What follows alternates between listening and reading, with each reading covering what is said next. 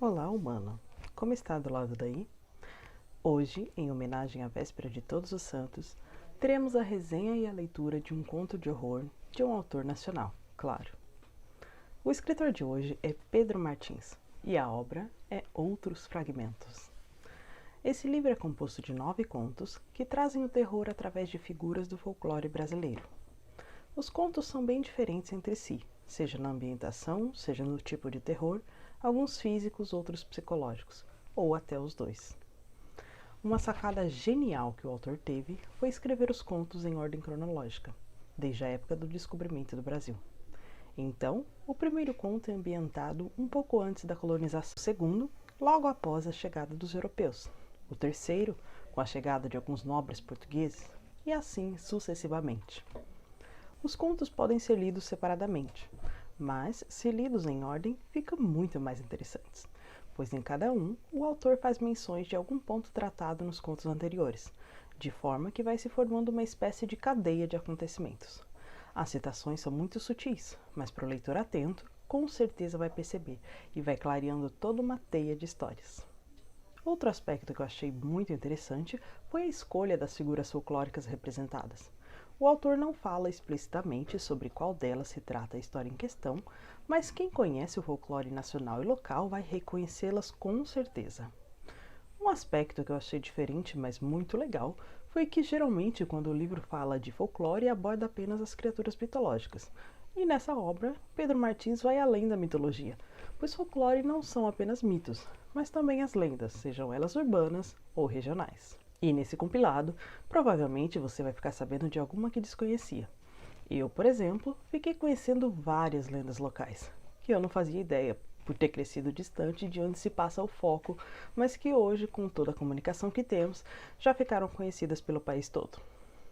Eu conheci esse livro por recomendação da Amazon, quando procurava por livros de contos de terror. Vou deixar aqui na descrição o link para você adquirir. E agora, para você sentir um pouco o gostinho do que te espera, vamos começar a leitura do conto Mais um Alimento. Kaluanai sentia a força da terra em seus pés enquanto corria. Estava além, muito além da mata onde nascera, num território desconhecido. Contudo, a necessidade de sobrevivência e a confiança que nele depositaram afastavam o medo de sua mente. As árvores que o cercavam podiam ser tão suas aliadas quanto as da selva em que crescera. Bastava ele saber como usá-las a seu favor. Caso não encontrasse um esconderijo rápido, a onça que estava em seu encalço o devoraria em breve. Enfim, encontraram um lugar onde poderia observar a floresta sem que pudesse ser surpreendido pelas costas. No alto de uma gameleira, os galhos se entrelaçavam de modo tal que formavam uma espécie de fenda em seu interior. Kaluanai pendurou o aljava em suas costas e escalara a árvore com cuidado, para que nenhum ruído fosse produzido enquanto o fazia, nem mesmo o farfalhar de sua tanga. Seus olhos encontravam rapidamente onde encaixar as mãos. Ele fazia tal artimanha desde menino, como parte do treinamento que os garotos do seu povo recebiam. Quando enfim se acomodara na cavidade, a onça reapareceu. O animal se encontrava à beira de um riacho e olhava ao seu redor como se procurasse a sua presa, virando o pescoço repetidas vezes. Apenas o murmurejo das águas enchia seus ouvidos. Os caçadores de seu povo aprenderam com os animais que para apunhalar a presa na hora certa era necessário aquietar até a alma. O felino encarava uma das pedras do outro lado do riacho quando Kaluanai agiu. O guerreiro sacara uma das flechas de sua aljava e lançou-a na jugular do animal, provocando a sua queda no mesmo instante. A adrenalina o fez gritar ao ver a onça enfim derrotada, que se debatia em frente de seu predador. Eram os últimos espasmos de seu corpo. Mais tarde, enquanto a carne do bicho assava numa fogueira feita com galhos velhos e lascas de pedras, Kaluanai refletia sobre os últimos acontecimentos de seu povo enquanto admirava o pôr do sol do alto da colina onde levara a carcaça do bicho para comê-la. Já fazia 11 dias desde que partira, mas a memória era tão recente quanto o sabor daquela onça em sua boca.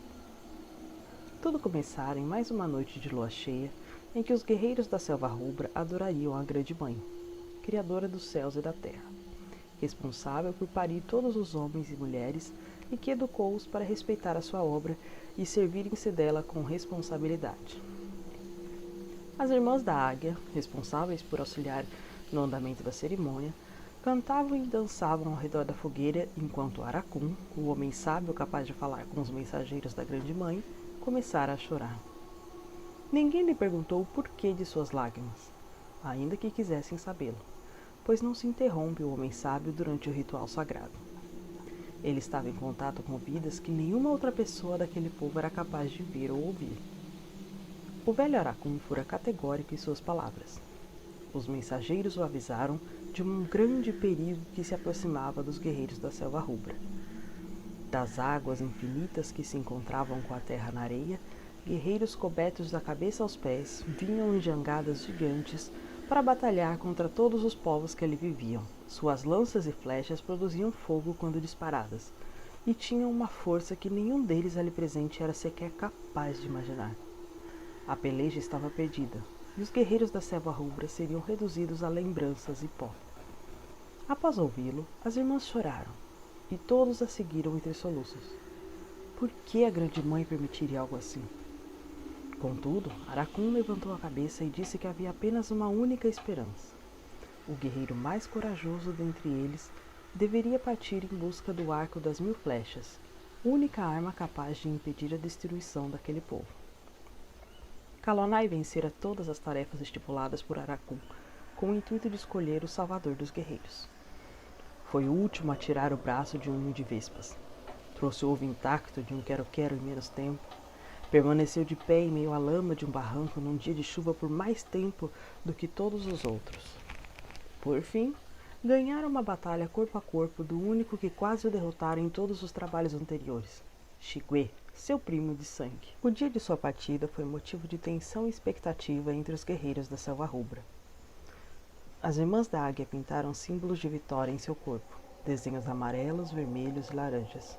Anaí, a bela donzela que vivia trocando olhares com ele desde que se tornaram adultos, fora a última a sair da tenda. Ela pintara um pássaro entre os músculos de seu tórax. Ele dissera que a ave o faria voar rumo ao seu objetivo. Kalonai sentiu um arrepio naquele momento e não sabia se fora devido às suas palavras ou ao seu toque. O azul do céu estava se tornando escuro. Kalonai avistou uma caverna mais abaixo da colina. Em que estava e decidiu que ali seria um bom lugar para dormir e renovar suas energias. Ao entrar no local, fez um círculo com as penas que Aracum lhe deu para se deitar dentro dele. Ele lhe garantira que nenhum bicho ou entidade do mal poderia lhe atingir quando estivesse em seu interior. Após terminá-lo, deu alguns passos para dentro da caverna para que pudesse ver o quão profunda era. Nem sequer era possível ver os seus confins a olho nu. Além da profundidade imensa, havia também intermináveis corredores que o conduziriam até o âmago da terra. Assustado, Kalonai voltou depressa para dentro do círculo. Ele era capaz de fitar sem problemas a escuridão do céu, pois fora intitulado Filho da Noite quando nascera, devido ao momento em que sua mãe o concebeu. Mas as entranhas da caverna eram demais para ele. Kalonai precisava descansar e se manter seguro. O guerreiro aproveitou para repassar em sua mente as instruções que Aracum lhe passara para encontrar o Arco das Mil Flechas. A arma se encontrava ao norte da mata onde os guerreiros da selva rubra viviam e estava escondida no coração da floresta entre dois morros irmãos. Mas o que aquelas palavras significavam? Kalonai fora criado para caçar animais ferozes e vencer inimigos na guerra. Decifrar palavras misteriosas não era do seu feitio. Mas o seu povo dependia dele, e seria necessário, portanto, que ele se esforçasse para cumprir a sua missão e tudo o que fosse preciso para tal. Ele enfim dormira e sonhara com a Grande Mãe. Ela o guiou pelos ares e Kalonai viu o seu povo, as irmãs da águia cantando e dançando em volta de uma fogueira, pedindo por ele, e Shigwe, acompanhado de outros homens, treinando para a batalha. Eles produziram flechas com cabos mais grossos e colocavam fogo em suas pontas para tentar igualá-las à força das armas do inimigo que se aproximava. Mais adiante, Kalonai via a si mesmo caçando a onça que comera naquele final de tarde. O que a Grande Mãe pretendia mostrando-lhe a sua própria face? No entanto, ela não dizia nada, apenas sorria, enquanto sobrevoavam os céus mergulhando nas nuvens. Quando Kalonai avistou a caverna em que estava, pôde enfim entender a razão da viagem que faziam juntos. A caverna estava localizada entre dois morros ainda mais altos, e uma luz dourada saía de dentro dela. dourada como o arco das 1000 flechas. A arma que salvaria sua família estava lá. Kalonai acordou num sobressalto. Se sentou de pernas cruzadas, fechou o punho esquerdo e deu socos leves na mão direita que estava aberta, agradecendo a grande mãe pelo socorro. Empolgado, entoou um dos cânticos que aprendera com Jaci, sua mãe, e que as irmãs da águia também cantavam durante o ritual sagrado. Sua missão estava ali, naquela caverna. Ele sorriu ao pensar no modo como Anahy o receberia ao vê-lo com o arco das 1000 flechas em suas mãos. Era preciso desbravar as profundezas daquela caverna. Kalonai não tinha outra escolha. Encontrou, caído ao lado de uma árvore ali perto, um tronco velho, que usou junto com algumas pedras para fazer uma tocha. Desse modo, entrar no labirinto de rochas, lama e lodo não seria tão assustador. O guerreiro fez uma última prece à grande mãe e entrou na caverna. Precisou se agachar um pouco para descer até os corredores. Suas pisadas eram delicadas como o andar de uma garça, de modo que não escorregasse. Com a tocha, pôde iluminar os corredores e ver com nitidez as paredes da caverna. Eram pretas e chamuscadas, como se tivessem sido queimadas há muito tempo. Kalonai olhou para o chão e se surpreendeu ao ver que não havia quase nada que pudesse gerar algum atrito com seus pés. Viu alguns galinhos amassados nos cantos do corredor e folhas mortas pelo caminho, mas nada que impedisse a sua caminhada. O chão estava gelado como o ar. A única fonte de calor era a sua tocha. Caminhando mais um pouco, o guerreiro encontrara uma bifurcação. Pegou uma pedra no chão e jogou-a para o alto enquanto cantava outra prece para a grande mãe. O pedregulho cairia na direção que Kalonai deveria tomar. Seguiu então à direita, uns poucos passos mais para dentro da caverna, e vislumbrou 3 novos caminhos, 3 possibilidades distintas que aguardavam para que ele escolhesse uma delas. O pedregulho indicou o caminho do meio. Não que a sua decisão fizesse muita diferença, pois uma breve iluminada de sua tocha e era possível constatar que todos os corredores tinham o mesmo aspecto do primeiro que vira. Mais adiante, 5 corredores o esperavam, para onde todos aqueles caminhos o levariam. Tomando sempre o caminho indicado pela pedra, Kalonai chegou a um corredor que fazia uma grande curva, diferente dos outros que eram sempre em linha reta. Precisou tomar cuidado para não esbarrar nas paredes pretas e, por um trágico acidente, apagar a tocha que o ajudava a enxergar. Notou que, quanto mais para o interior da caverna se dirigia, mais gélido o ar se tornava. Ao chegar no final da curva, o guerreiro percebeu que chegara a uma das bifurcações que cruzara minutos antes, pois reconheceram um galho jogado no canto em formato de Y. Irritado, Kalonai se ajoelhou para fazer outra prece à grande mãe. Encontrar o arco das 1000 flechas era uma incumbência apenas sua, mas ela sempre estaria disposta a ajudá-lo.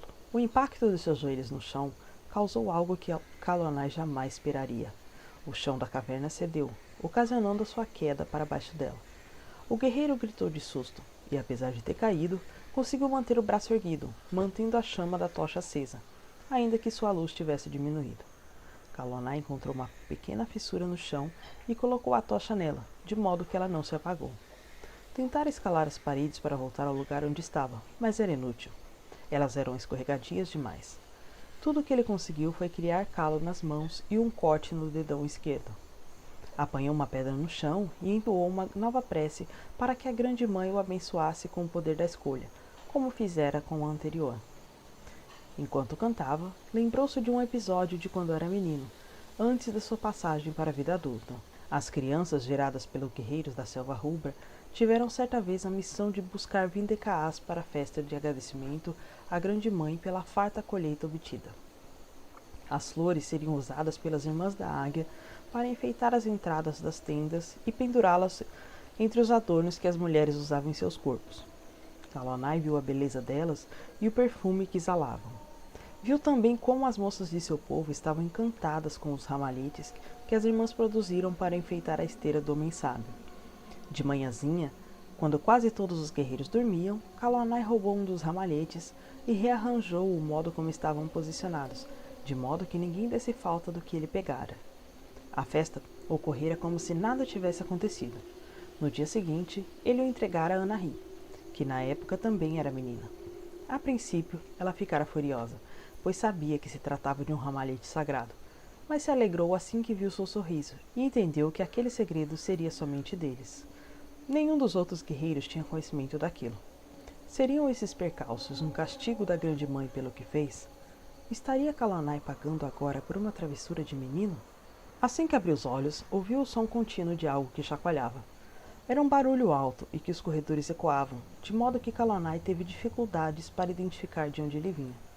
Notou também que o ar daquela outra parte da caverna era muito mais quente do que os corredores de cima, onde estava antes de cair. Em questão de segundos, brotaram de seus cabelos gotículas de suor que escorreram pelo seu rosto e peito. Aracun disse que o arco das 1000 flechas emitia um calor intenso, e Kallanai sorriu ao lembrar-se disso. Se não era possível identificar de onde vinha o barulho, o guerreiro precisava descobrir a origem do calor que o deixava ofegante. Tateou as paredes, também chamuscadas, e detectou entre as trilhas que estavam a seu dispor a mais quente dentre elas. Caminhou entre os corredores, mesmo sentindo que seu corpo não suportava a temperatura do lugar. Seu coração disparou e sentiu que suas mãos já não conseguiam mais segurar a tocha. Sua garganta estava seca e Kallanai precisou parar para puxar mais ar. Quanto mais andava, mais precisava repetir o movimento. Inspira, respira. Inspira, expira.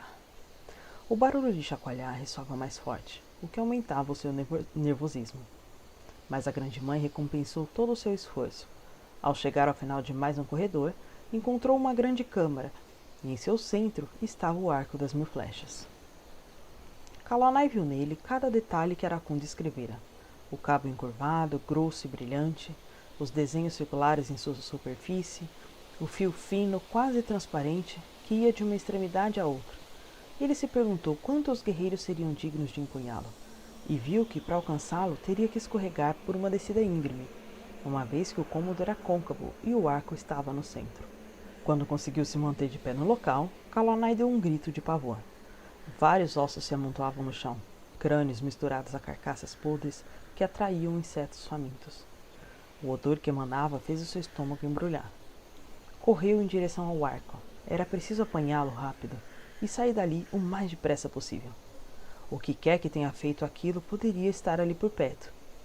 Após apanhar a arma, tentou escalar a descida de onde viera. O barulho de chacoalhar se intensificou, e com ele, a alta temperatura da câmara. Algo vinha em seu encontro, e Kallanai não queria saber o que era. Entretanto, suas tentativas de subir o declive da ladeira eram vãs. O pânico subia do peito para o pescoço. De outro dos buracos que davam para aquela câmara, Kallanai viu a criatura que o procurava. Uma cobra gigantesca, maior do que 10 jangadas juntas, entrou na câmara.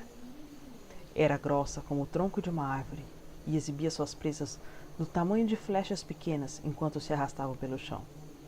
O guerreiro percebeu também que ela era a fonte do calor. Saía fumaça de sua pele amarelada e em alguns pontos suas escamas desbotavam devido à quentura do seu corpo. Kallanai lembrou-se do poder do arco e decidiu usá-lo para salvar a sua vida. Levantou o tronco, alinhou os ombros e puxou, como se tivesse uma flecha imaginária, o barbante para trás.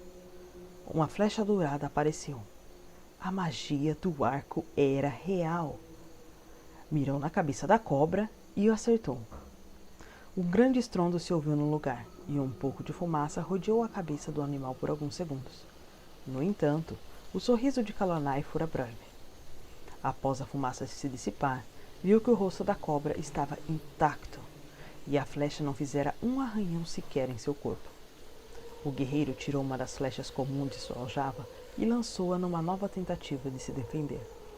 A pele da cobra deixou então de emanar fumaça para pegar fogo. Apenas a sua cabeça não fora tomada pelas chamas. A flecha caiu no chão ao ter contato com a superfície das labaredas. Num movimento ágil, a cobra dera um bote em sua coxa direita.